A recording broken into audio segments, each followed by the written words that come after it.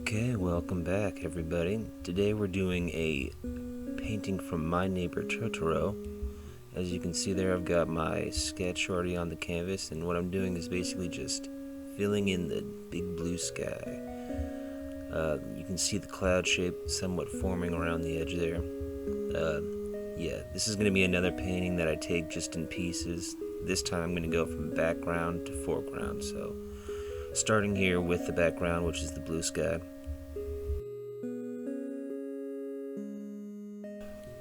The next place I chose to visit were the clouds' highlights.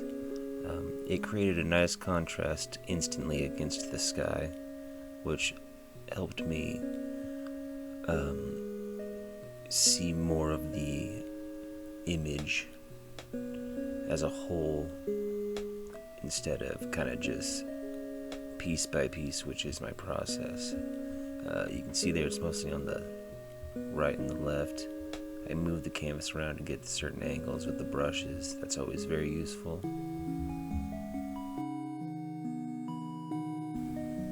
Okay, and here we are starting the mid-tone of the cloud. It's kind of a bluish gray. You still want a little bit of the reflection from the sunlight, so it's not going to be completely gray or blue, but a nice little mix. Try to get the contours of the cloud. Hold your brush at different angles. Constantly be moving how you're applying the paint and how you're holding the brush. It will help for uniqueness and strokes. And yeah, here I'm just still filling up the place. Got a little bit of a darker area there to create sort of a focal area in the cloud base. And here we're doing the grass. Sort of what I talked about in the last video. About 3 shades of green, the dark, the middle, the light. The light being the closest to the bicyclist, the darker more in the foreground. Getting a bit of the bicycle there, just for a sense of placement. Right there you see the grass. Just a little bit more of the grass on a different day. Adjustments there. Filling in the blank spaces with some darker greens for some contrast. Getting the spaces around the sunflowers, which are up next, ready to go.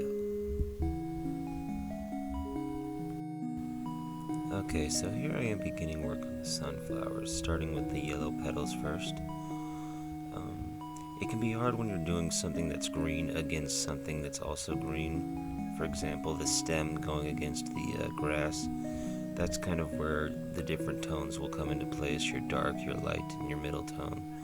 It will give it distinction against your different planes in the portrait or the landscape or whatever you choose to be painting at the time. See, I got the leaves there kind of down. You can kind of see the distinction. Also using a slightly different kind of green or a variance of the color you're using also helps make the distinction if you're struggling with that. Adding a little bit of the pits to the sunflowers, slowly but surely getting more and more real.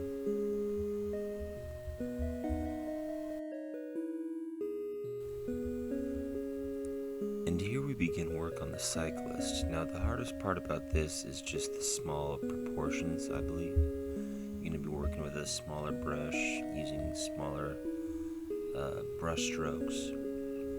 Also, certain aspects of the shirt are somewhat difficult. Shading on a white object can throw someone off because the object is white. So you're wondering, what does white look like in the shade? Well, it becomes somewhat gray. Oh, yes. Here I'm just kind of checking out any edges that are bothering me, filling in little tidbits or spaces for some finalization. Okay, now with the entire canvas filled in, let's check and see how we did. Alright, everything is filled in as you can see. It still kind of has sort of a washy texture, which is to be expected. It is the first layer, but thanks guys so much, and have a wonderful day.